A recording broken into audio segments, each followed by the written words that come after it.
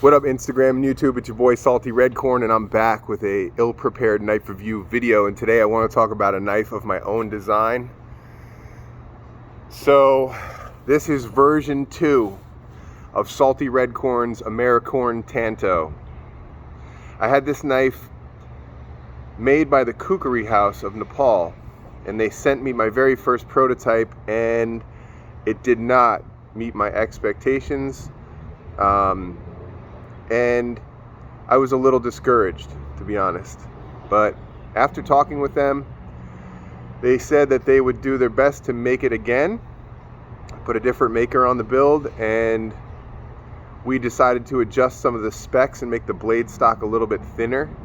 The original model wouldn't take an edge because it was very thick behind the blade. I think most of their blades that they build are for heavy chopping, right?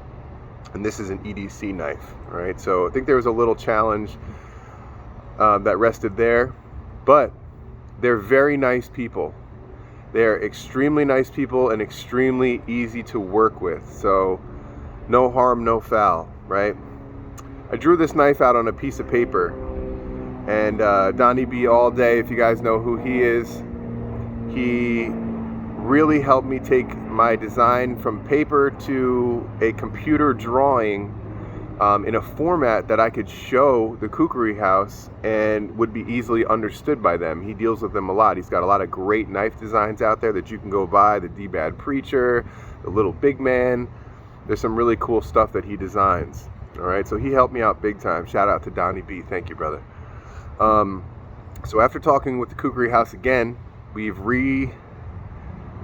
haven't really changed the overall design except for make the blade stock thinner.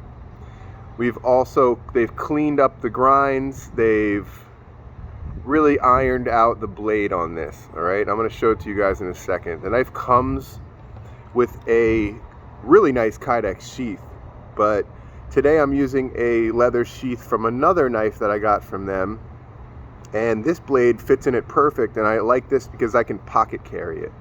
I can just stick it in my pocket and it melts away, and I have a fixed blade, right? And that was kind of the idea. So let's talk about the sheath. It's a beautiful buffalo leather sheath. It's all hand stitched and hand molded, and I'm really surprised about how it fits this knife so well, because it's designed for a different knife, but I'm really, really happy with this. So let's take a look at the blade. It has a beautiful, beautiful mirror polish on it. And I'm going to say this, it has a convex grind, which is very, very cool, and it's very hard to do. It's also very hard to polish a convex grind like this, right? And especially in a double-edged scenario. So they've done a really, really cool job at grinding this one. The previous prototype that I had gotten, the grinds were really wonky. I wasn't really happy with them. You know, they weren't even.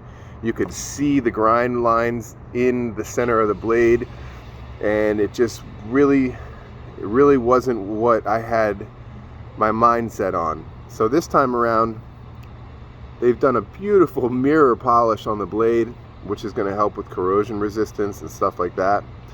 I'm not exactly sure what steel they used. I know I had initially used 52-100 on the original prototype, but I'm not sure exactly what this is. I didn't specify that I wanted to change it. I didn't specify that I wanted to keep it. So they may have changed it. I will contact them. I've already contacted them this morning to talk about getting this into a more production run. So I'm really happy with this. Now, the knife didn't come super duper sharp, but I was able to put a very nice edge on this knife myself, and it took a razor sharp edge, and I'm very, very happy with the way that it came out. So we have micarta scales, polished micarta scales for the handles. It's a full tang design, goes all the way through the back. We have steel pins and a double-edged blade. This is my take on a double-edged Japanese style Tanto. All right, some of you guys can debate that, but that's what I classify it as, and that's what I designed it to be. All right, I also designed this to be primarily used like this, and it's super comfortable, but I am also have designed it to be held like this and used as a utility cutter with a kind of a Warncliffe edge on this side. That's what I wanted it to be, a double use knife, and I'm very, very excited with the way that it came out. Right, so these are going to be available at some point, either through me or through the Kukri House. I haven't ironed those details out, and there'll probably be some different steel options. I'm trying to find out if I can get different handle colors, different micarta handle colors as options for you guys as well. And man, the mirror polish is absolutely beautiful. I'm super happy with the way that it came out. So this is Salty Redcorn's Americorn Tanto V2. All right, so enough about the knife.